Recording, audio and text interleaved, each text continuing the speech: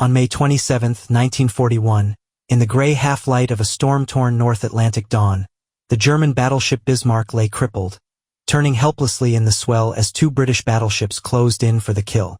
From the bridge of HMS King George V and the looming bulk of HMS Rodney, British gun crews peered through spray and cordite haze at what had been touted as the most powerful warship in the world, and which now, after an 8-day hunt, had nowhere left to run. Across that heaving stretch of ocean, more than 300 miles off the French coast, the Royal Navy was about to settle a score born not only of strategy and shipping lanes, but of shock, grief, and wounded pride. The score had been opened 3 days earlier, on May 24, 1941, when the pride of the Royal Navy, HMS Hood, blew apart in a towering column of fire and smoke during the Battle of the Denmark Strait. Barely 8 minutes after opening fire, Hood was struck near her after magazines by shells from Bismarck. The resulting explosion tore the great battlecruiser in two, and she sank in about 3 minutes with the loss of all but 3 of her crew of more than 1,400 men. One of Bismarck's surviving officers, Captain Lieutenant Burkhard Freiherr von Mullenheim-Rechberg, later recalled that the action was joined at about 4:42 and that Hood blew up at 4:58, a clinical timing that could not capture the horror of what British sailors saw as their flagship vanished. News of Hood's loss reached London within hours, and when the message was placed before Winston Churchill, the Prime Minister understood at once that this was more than a tactical disaster. It was a blow to morale at a time when Britain was already reeling from months of U-boat sinkings and Luftwaffe raids. The Battle of the Atlantic was at its most precarious phase in the spring of 1941. In April alone, more than 70 British merchant ships had been sunk, in May more than 90, and Britain's lifeline of food, fuel, and weapons from North America seemed constantly at risk of being severed. Now, added to the invisible menace of the U-boats, came a surface raider that, if allowed to run free in the North Atlantic, could sink convoys at will and destroy the Admiralty's already fragile control of the sea lanes. Bismarck was not just another battleship. She was the centerpiece of grandiose plans for a German ocean-going fleet that might one day challenge British naval supremacy outright.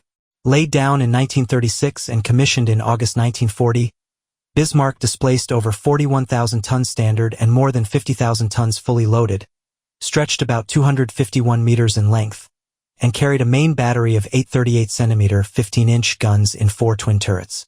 Her armor belt was up to roughly 320 millimeters thick, her turrets and conning tower protected by massive slabs of steel, and her propulsion system, 12 Wagner high-pressure boilers feeding 3 geared turbines, could drive the ship at about 30 knots over long distances. To German propagandists, she was a floating symbol of renewed national power, the heir to the high seas fleet scuttled at Scapa Flow after the First World War. In Berlin, Grand Admiral Erich Raeder of the Kriegsmarine saw in Bismarck and her sister ship Tirpitz the core of a future oceanic fleet that might, by the mid-1940s, force Britain to split its forces between the North Sea, the Atlantic, and distant theaters. Yet even as these ships took shape, Raeder and his planners knew that Germany's surface forces were too weak for a decisive showdown and instead conceived of using them as raiders to disrupt commerce, much as the pocket battleships had done earlier in the war.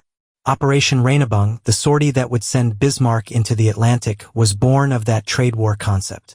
On the evening of May 18, 1941, the heavy cruiser Prinz Eugen slipped out of Gotenhafen, Gdynia, at about 2100 hours, followed in the early hours of May 19 at 2 o'clock by Bismarck herself. The two ships rendezvoused off Cape Arcona on Rügen later that morning, before setting course toward the Denmark Strait and the open Atlantic. Captain Ernst Lindemann, Bismarck's commanding officer, informed the crew over the ship's loudspeakers that they were headed into the North Atlantic to attack British shipping for a period of several months. A promise of a long, dangerous cruise at the far end of German supply lines. The problem confronting Britain was desperate and mathematical. Even a single ship like Bismarck, with her speed, range of over 8,500 nautical miles at 19 knots, and devastating armament, could, if unleashed on convoys, sink merchantmen faster than British shipyards could replace them and faster than escorts could be organized to counter her. The earlier raiding crews of Scharnhorst and Gneisenau Operation Berlin had shown what two fast German capital ships could do, with more than 20 Allied merchant ships sunk or captured in just a few months, and Bismarck's mission was intended to repeat and surpass that success. To make matters worse, the British knew from bitter experience that confidence in their navy was one of the last psychological anchors holding the home front together. HMS Hood was not only the largest warship in the Royal Navy but a peacetime symbol. The mighty Hood that had shown the flag around the world between the wars, and her destruction in minutes by a relatively new German battleship struck at the heart of British prestige. If Bismarck now escaped into the Atlantic after sinking Hood, the message to neutral nations, to the United States, and to occupied Europe would be unmistakable. Germany could beat the Royal Navy at its own game. Churchill recognized that reality with brutal clarity.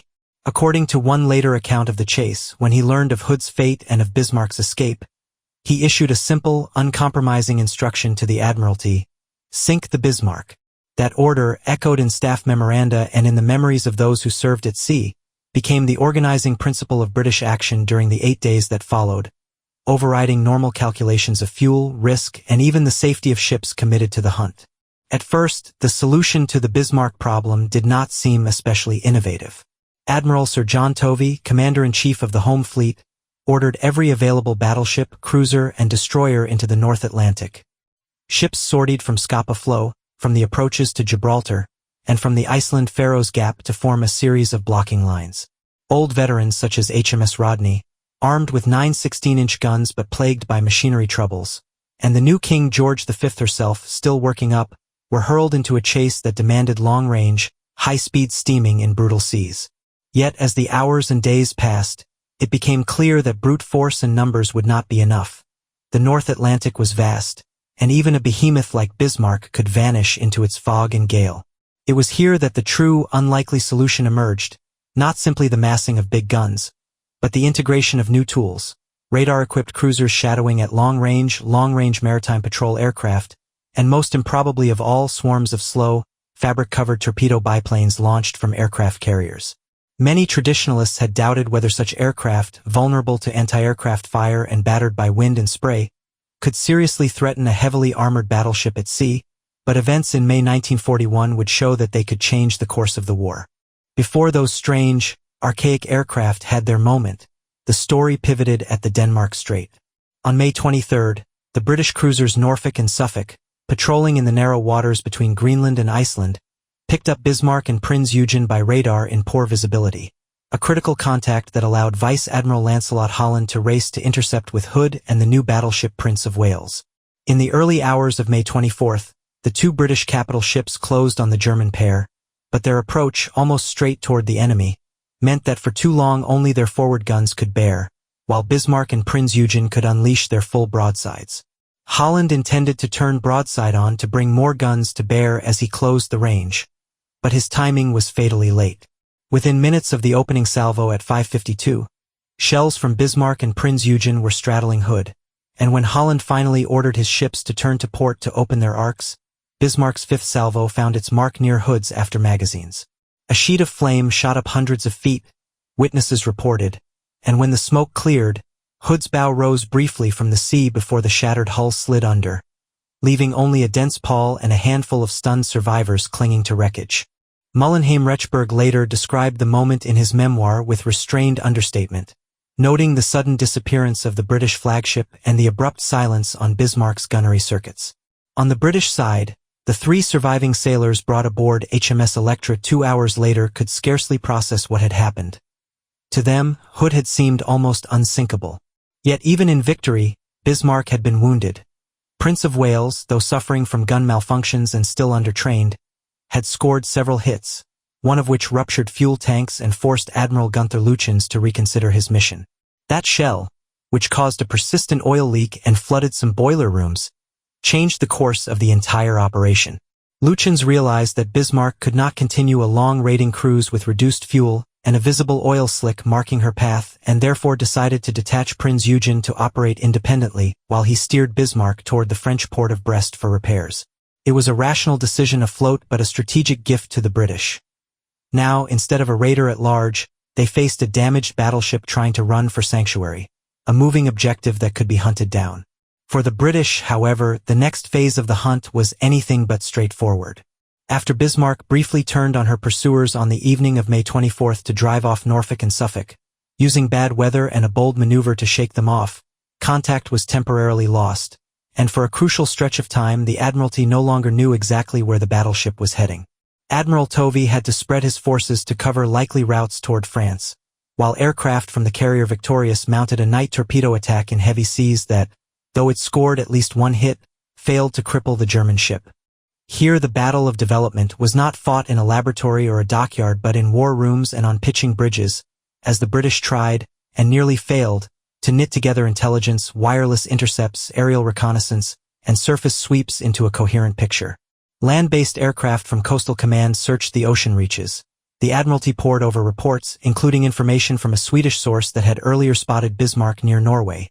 And commanders such as Tovey and Rear Admiral James Somerville of Force H wrestled with fuel calculations that threatened to force their ships to turn back just as they were closing in. At several moments the operation teetered on the brink of failure, not because of enemy action, but because the sheer size of the North Atlantic and the limits of endurance for ships and crews made it possible that Bismarck might simply slip away into the mist. The enemy's fatal blind spot lay partly in Berlin and partly on Bismarck's bridge. Hitler, whose instinctive preference had always been for land campaigns, had never fully embraced the complex demands of a sustained maritime strategy, confessing at one point, "On land I am a hero, at sea I am a coward," an admission that reflected his unease with committing scarce capital ships far from home waters.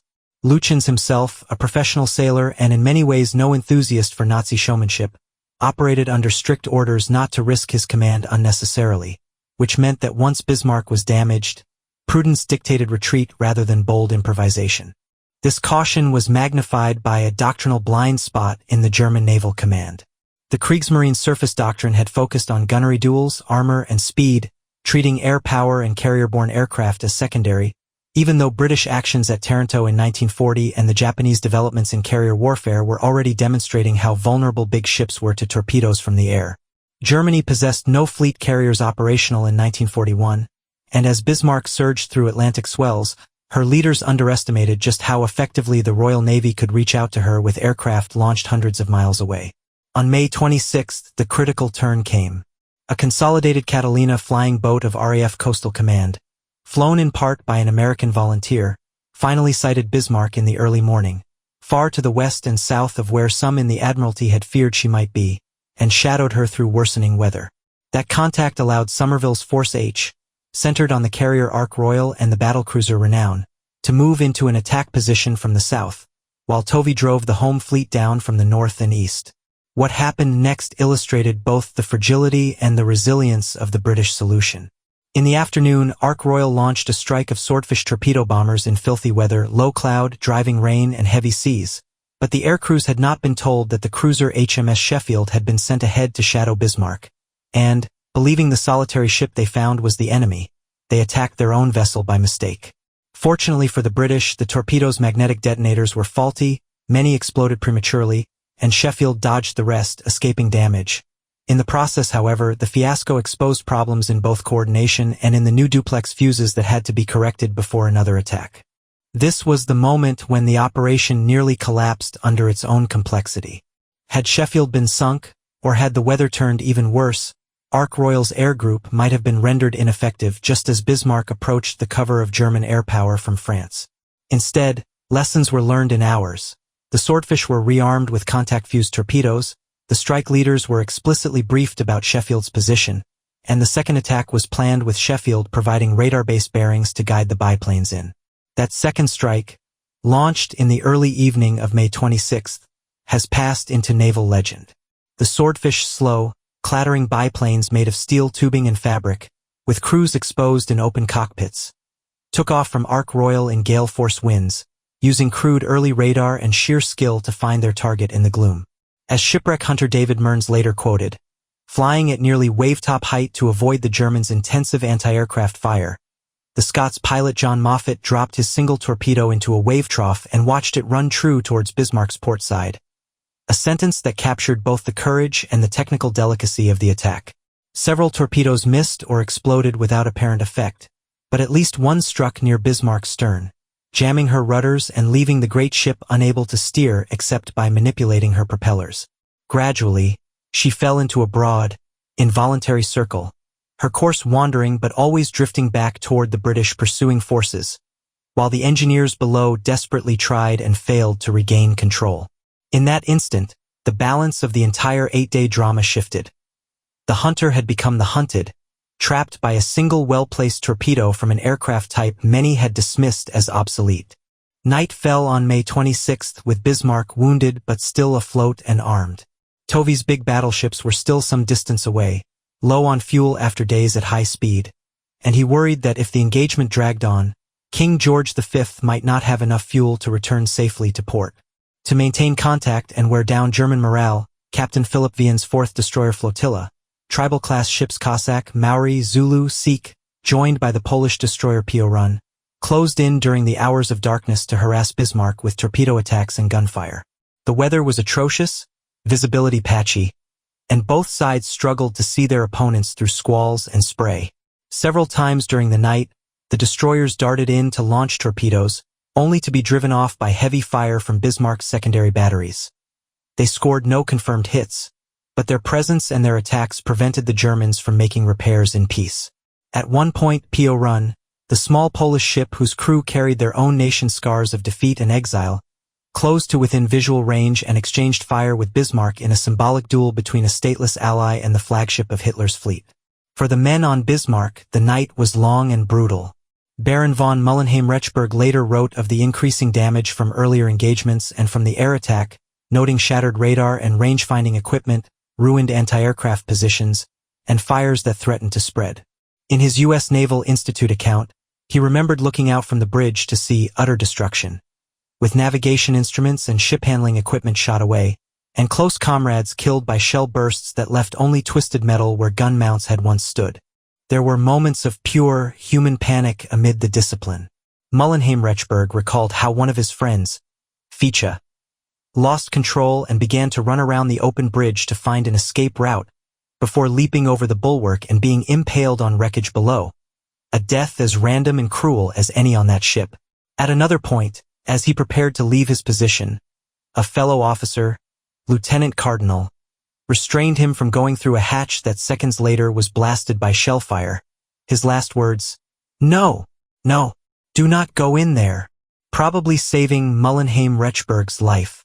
Dawn on May 27 found Bismarck still afloat, still flying the German naval ensign, but effectively dead in the water, turning slowly in the swell as the British closed in. Churchill later told Parliament, "This morning shortly after daylight the Bismarck, virtually at a standstill, far from help, was attacked by the British pursuing battleships. I do not know what were the results of the bombardment. It appears, however, that the Bismarck was not sunk by gunfire, and she will now be dispatched by torpedo, an account that both described and, in a sense, willed the outcome to be total destruction. At 8:47, HMS Rodney and King George V opened fire at relatively close range by battleship standards, quickly straddling Bismarck and beginning a systematic battering that would last for nearly 2 hours. From Mullenheim-Rechberg's perspective aboard Bismarck, the final engagement was a nightmare of shock and disintegration. He described how British shells, some 14-inch, some 16-inch, smashed into the superstructure, tearing open armored positions once thought invulnerable, and how the main batteries were gradually silenced until Bismarck could no longer reply effectively. The conning tower, heavily armored though it was soon peppered with gaping holes, and he doubted that anyone inside that nerve center of the ship's command survived the bombardment. British accounts record that Bismarck's gunfire, though initially accurate enough to bracket Rodney, soon faltered as rangefinders and directors were smashed. Cruisers such as HMS Dorsetshire and HMS Norfolk joined the action, firing 8-inch shells into the already burning hulk. As the list to port increased and fires burned unchecked, some of Bismarck's crew began to prepare scuttling charges, determined that if their ship were doomed, she would not fall intact into British hands. In the final stage, with Bismarck's main guns silent and her upper works largely destroyed, the British closed in further. Dorsetshire was ordered to deliver the coup de grace by torpedo. She fired 3, 2 of which hit the crippled battleship, while a third may have struck near the bow or exploded amid debris, as the ship was already capsizing. Scuttling charges detonated and water roared through breached compartments, and at around 10:40 on the morning of May 27, 1941, Bismarck rolled to port, her stern rising, before sliding beneath the Atlantic, taking with her some 2,000 men. Of Bismarck's crew, only about 115 survived, pulled from oily, debris-strewn waters by British ships before a U-boat alarm forced the rescuers to withdraw, leaving many still calling for help. Mullenheim-Rechberg was among those saved. He later wrote that he had come forward, so that posterity will know what happened on board her the morning of May 27, 1941, and ended his account by saying, "I was fortunate to have survived, and I thank my British colleagues for picking me up." His words, calm and dignified, remain one of the most important eyewitness testimonies from the losing side in that battle. For the British sailors who watched Bismarck go down, the feelings were complex. There was undoubtedly exultation at having avenged Hood and removed a grave threat to Atlantic convoys, but also a sober awareness of the human cost on both sides, sharpened by the grim decision to break off rescue operations because of the submarine danger. Naval historian accounts often stress how many veterans of the action later spoke of their respect for the courage and endurance of Bismarck's crew, even as they acknowledged the necessity of her destruction.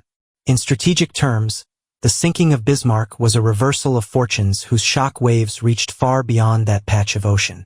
Hitler, far from celebrating the earlier victory over Hood, reacted to Bismarck's loss with fury and disillusionment, further restricting the operations of his surface fleet, cutting supplies and fuel allocations, and turning decisively away from any grand maritime strategy. As one modern summary of the episode notes, the episode helped confirm Hitler's instinctive preference for continental war and hastened his turn toward the imminent invasion of the Soviet Union, leaving Britain undefeated in the West and her Atlantic lifeline intact.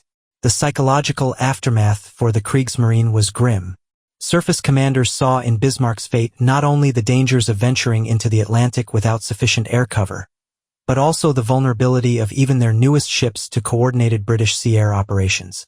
Grand Admiral Raeder's influence waned over the next year and a half, and although his eventual resignation in 1943 had multiple causes, the loss of Bismarck loomed in the background as a symbol of strategic miscalculation. Within Britain, by contrast, the successful hunt and destruction of Bismarck came as a desperately needed boost. The loss of Hood had been an emotional catastrophe, but the Royal Navy's response, relentlessly committing ships from multiple fleets, exploiting radar, air power, and intelligence, and accepting high operational risks, helped reassure the public that the Navy still had both the will and the competence to defeat Nazi Germany at sea. Churchill, in his speeches and later in his memoirs, made much of the episode as an example of British tenacity under pressure, and post-war historians have repeatedly described the chase as one of the greatest naval hunts in history. The expansion and multi-role impact of what had happened in May 1941 can be traced along several lines. One was doctrinal. The battle reinforced lessons from Taranto and foreshadowed Pearl Harbor in showing that aircraft carriers and their strike aircraft were now central to naval warfare, not mere auxiliaries to battle fleets.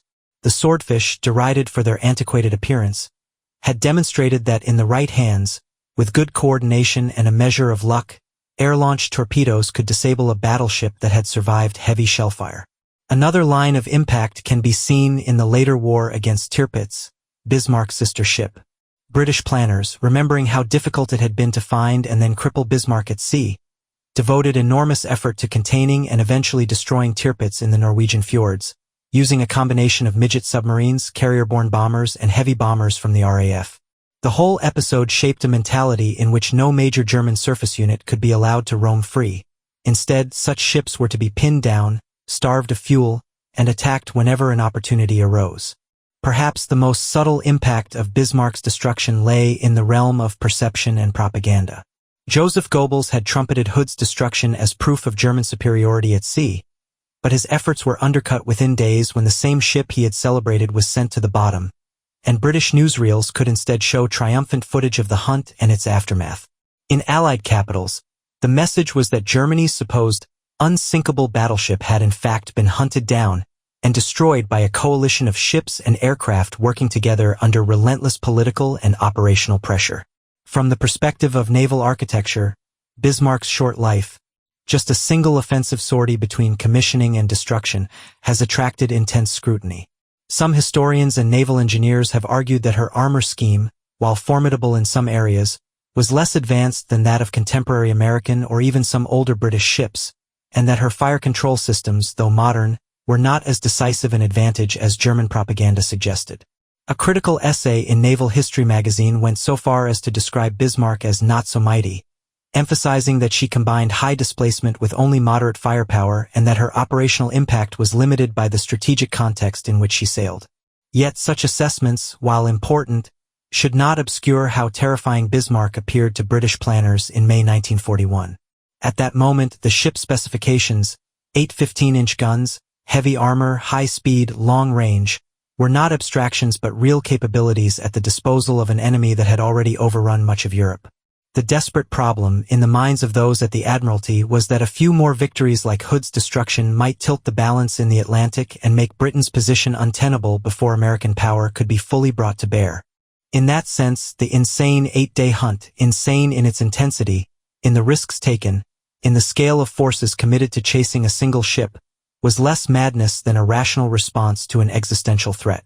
Tovey risked running his battleships dangerously low on fuel. Somerville launched fragile aircraft in brutal weather. Destroyer crews pressed home night attacks against a battleship that could have annihilated them with a few lucky salvos, and shore-based commanders gambled on fragmentary intelligence, all because the cost of letting Bismarck escape seemed greater than any single loss they might suffer. When, in the end, the combined efforts of surface ships, submarines, and aircraft succeeded, the victory helped stabilize the Atlantic front at a critical moment, even though the U-boat war would continue to rage for years. The psychological aftermath on individual participants also forms part of the story's legacy. Mullenheim-Rechberg's post-war writings, like those of several British officers, show a kind of professional respect that transcended wartime enmity, coupled with an awareness of the political madness that had sent them all to sea under Hitler's regime. He wrote affectionately of Captain Lindemann and critically, if cautiously, of higher-level decisions, while British veterans wrestled with their memories of both Hood's loss and Bismarck's destruction in later memoirs and interviews. For Hitler, by contrast, the episode reinforced his tendency to blame subordinates and to retreat further into the realm of land campaigns where he felt more secure. His remark that he was a hero on land but a coward at sea, while self-serving, captured the psychological distance between his grandiose ambitions and his reluctance to risk capital ships that he had, in effect, ordered built. The high hopes once invested in the surface fleet gave way increasingly to a focus on U-boats and to the Eastern Front, leaving ships such as Tirpitz stranded in northern waters, valuable but underused, increasingly seen as liabilities rather than assets. In hindsight, historians have approached the Bismarck saga from various angles.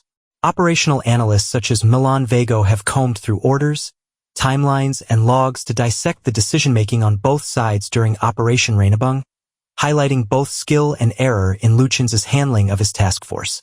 Others have focused on technology, drawing lessons about radar, torpedoes, gunnery, and ship design that fed into later Cold War naval doctrines. There is also a more human, almost literary strand in the historiography.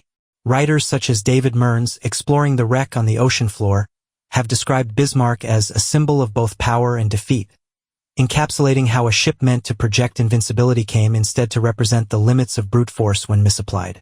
Survivor narratives, British and German alike, have given the story an enduring emotional resonance that goes beyond tonnage tables and battle maps. The enduring legacy of the Bismarck hunt is therefore layered. At the tactical level, it underscored the need for integrated operations, where aircraft, ships, and intelligence all work together to locate, track, and strike an enemy beyond the horizon. At the strategic level, it contributed to Germany's effective abandonment of surface-raiding warfare and helped secure Britain's Atlantic lifeline at a moment when defeat had seemed not just possible but, to some, looming.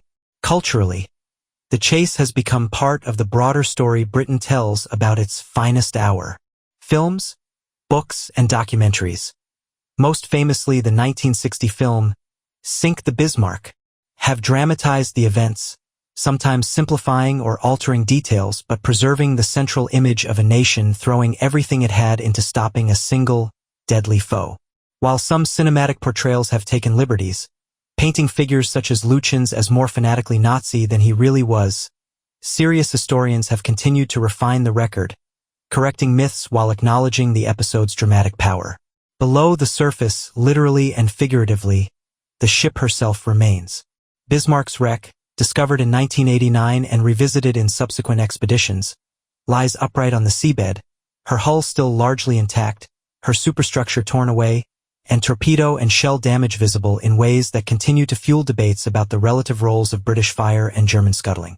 For those who have seen images of the wreck, the sight of that once-feared battleship lying silent in the dark reinforces how quickly symbols of power can become relics.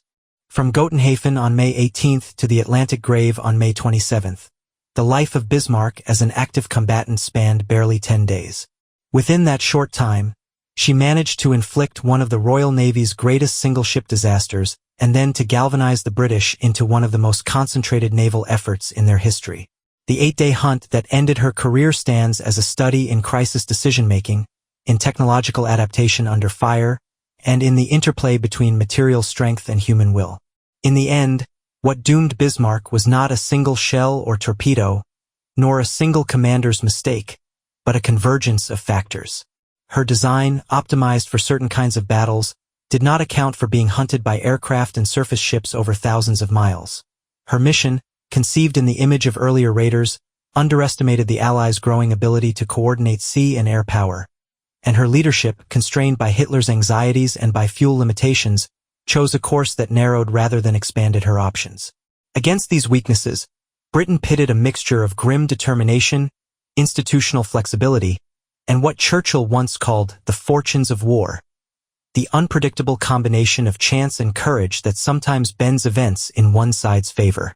May 27, 1941, thus marks more than the destruction of a single ship. It marks the moment when the balance of psychological advantage at sea began to shift irreversibly away from Nazi Germany. The Royal Navy still faced years of hard fighting, convoys would still be ravaged by U-boats, and new threats would arise, but the specter of German battleships roaming the Atlantic with impunity was laid to rest beneath the waves that morning. In the roaring wind and driving spray of that North Atlantic dawn, as Bismarck slipped beneath the surface and the British ships turned for home, the naval war had not been won, but one crucial chapter in Hitler's maritime ambitions had come, decisively, to an end.